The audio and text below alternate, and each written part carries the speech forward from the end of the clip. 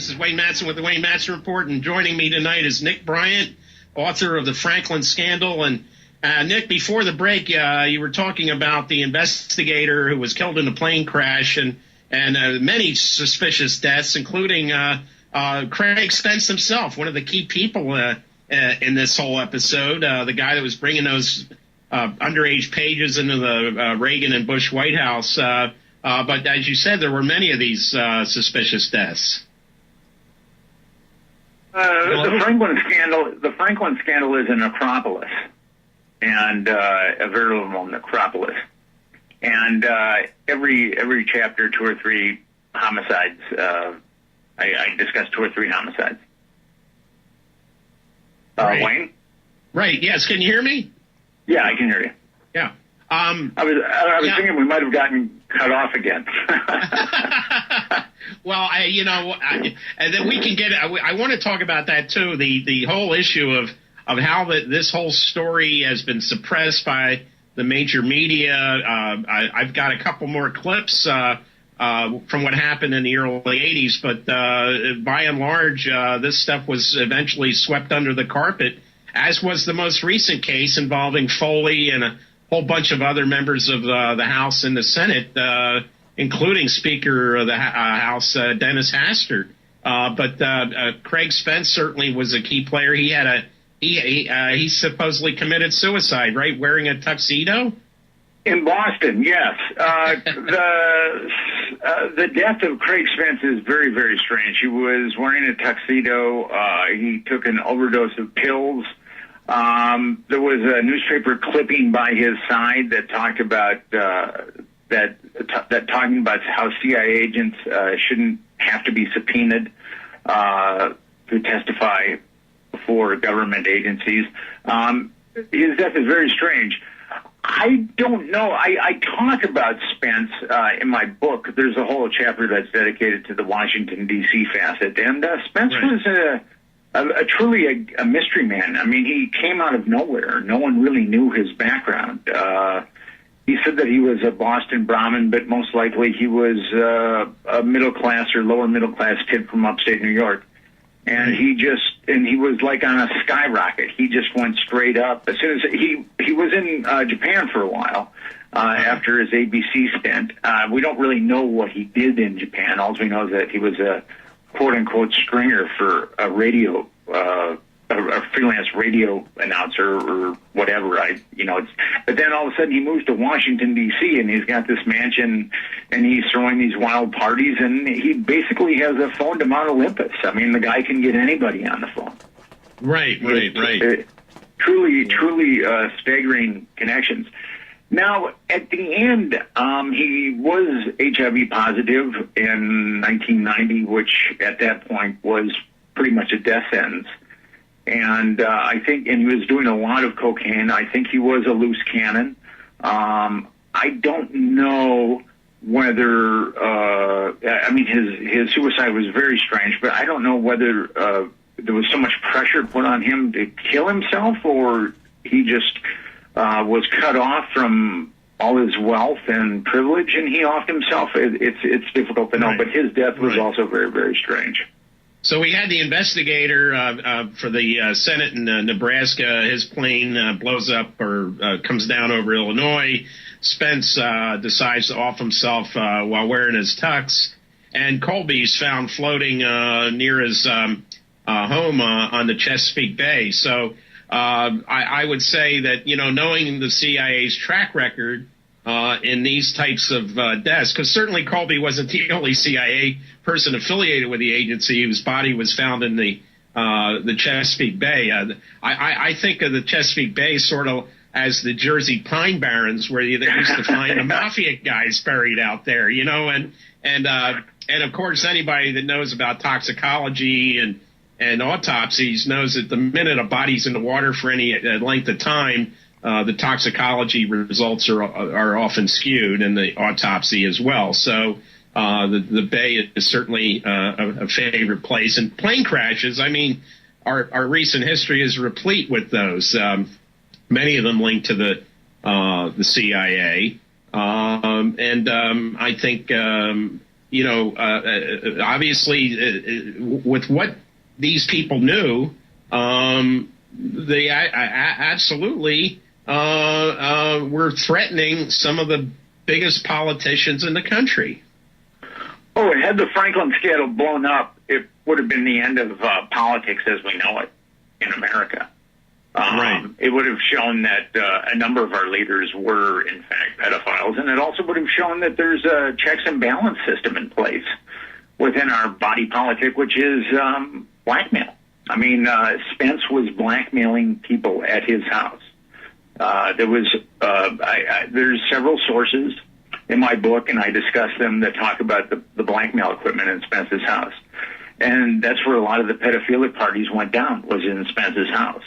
But right. Spence and King would provide you, I mean, if you wanted a child, they would provide you with a child. If you wanted a young man in his 20s, they'd provide you with a young man in his 20s. If you wanted a young woman in her 20s, whatever you wanted, they would provide you with. I mean, and the same with drugs. One-stop shopping, right. One-stop shopping, whatever drug you wanted. And how it usually went, how these parties went down at Spence's house, it would generally start out as just like a straight political function, where you'd have a bunch of people in the media. I mean, Ted Koppel attended Spence's parties. William Safire attended Spence's parties. Eric Severide attended. So there were people in the media. There were people in the government. There were people in the administration. Everybody attended Spence's parties. And at maybe 10:30, 11:30, at some point, someone would do something inappropriate, like there would be some kind of inappropriate fondling, or someone would light up a joint, or someone would break out a line of coke. Right. And people that were freaked out by that would split. Yeah. But people that wanted to stick around for it, that was the honey trap. They were caught. That was the key. The minute they saw something inappropriate, those who were appalled or maybe knew but didn't want to be associated with got out of there, and the ones who were going to stay for the after, what they call the after parties here in Washington, would stay and participate in these, I guess, orgies, for lack of a better term. And you got to keep in mind that they'd be lubricated on alcohol before the whatever inappropriate thing happened, so their inhibitions would be lowered by the alcohol. Right. Now the children too that were used, were they also plied with drugs? I would imagine some of them were, and maybe alcohol as well. That's a constant with that was one of their carrots, money and drugs. And there was a girl who refused to recant her abuse. There were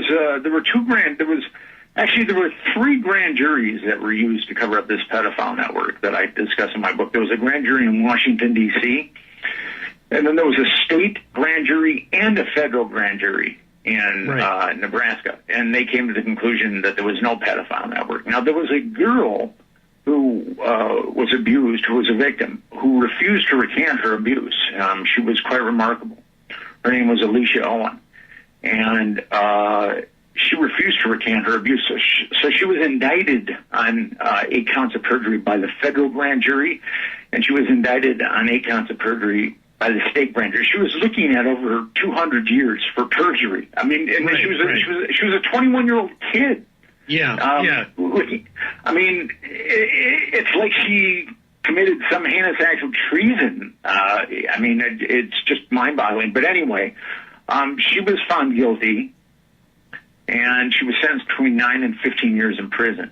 A kid, and she spent like two years in solitary. And her brother, her 17-year-old brother, died mysteriously. And then the main witness that they used against her, a victim who came forward but eventually recanted, his brother died mysteriously. So, I mean, their siblings are just part of the necropolis. And that victim has since died very mysteriously too. And Omaha was a center for this. And it involved a lot of the powers in Omaha, right? I mean, it was the people in city government and law enforcement. As you say, they must have had some judges in their pocket to hammer these witnesses. Some of these kids have been abused themselves and being charged with all these nickel and dime things by a grand jury. So there had to be judges in their pocket as well, and there were some pretty influential people in Omaha that were linked to this network. Oh, absolutely. There were some big-time power brokers in Omaha, both within industry and also within government and law enforcement and the judiciary that were linked to this pedophile network. And what's really amazing about this is that the judge or the U.S. magistrate that helped to cover this pedophile network up is now a U.S. District Court judge. The assistant U.S. attorney that helped cover it up is now a U.S. magistrate. Now, Omaha is in Douglas County, and there was an assistant Douglas County deputy attorney that prosecuted Alicia Owen. And in my book, I just show how rigged and how dirty her trial was. He's now a Douglas County District Court judge. And then Alicia had a bunch of appeals, and the assistant U.S. Douglas County attorney that helped prosecute her during her appeals is now an assistant U.S. attorney. So you see tremendous upward mobility. Right. And then the flip side in Washington, D.C., you see that officers of the court that helped cover it up in Washington, D.C. were upwardly mobile too. So there was a very resounding message to people in the government. If you help cover this up, you'll become upwardly mobile. If you don't help cover this up, you will either be destroyed or that'll be the end of your career. Absolutely, and I can verify that because when I was involved in the sting operation against my commanding officer, who was only a lieutenant commander, but he was commanding officer, and he actually told me, he said, look, if you're on side here, we're everywhere. We're judges, we're lawyers, we're politicians, we're priests. He was giving me a list of all the people involved in this national pedophilia network, and saying to me, well, look, I can guarantee you make commander. I don't know about captain. There's a good chance you'd make captain in the Navy. And obviously, because I helped prosecute him, helped investigate him, I was passed over for lieutenant commander. Had some bad flags in my service record, so I can attest to that. I saw it firsthand. My career went right down the toilet. And when I met with FBI people involved with that later here in Washington, we all got basically desk jobs. We were all buried here in Washington. And I asked people, that's called the Naval Criminal Investigative Service, NCIS for fans of the show, and the FBI all got basically dead-ended in their careers. But they all said the same thing. This goes all the way to the White House. And I found out about this in 1983. So absolutely I can attest to the fact that those who try to expose it were punished or in some cases were killed, and those who went along with it or were involved with it were promoted. Well, you get the worst punishment of all. I mean, you were forced to become an investigative journalist. I mean, that's right up there with like the third rung of Dante's Inferno. Absolutely, yeah. I don't know if that certainly wasn't a promotion either, but it is amazing though that people who did try to cover this, in the case of the Washington Times, they did a very good front page stories, but all of a sudden. They stopped, and I don't know if you heard this, but I heard this when I was asking why did they stop. But that's when Sun Myung Moon, who's the owner of the Times, he cut a deal with George H.W. Bush, and the deal was leave off this story, and then all of a sudden Bush started showing up at fundraisers or not fundraisers, but testimonials for Sun Myung Moon. Well, actually, it's very interesting. I've been told by a reporter, a Washington Times reporter, that they eventually, after Spence died, and after the guys that ran the escort service that Spence was using got put away, they kind of ran out of leads. But it is very interesting that the Bush family and the Moon family have become so close. I mean, Bush has spoken at stadiums filled with Moonies, and it's also interesting that. When Bush Jr. got elected, he had like a Congress of Faith, and were the Catholics and the Episcopalians and the Methodists and the Jews and the Muslims were invited to Washington, D.C., and everybody was going to meld and sing Kumbaya.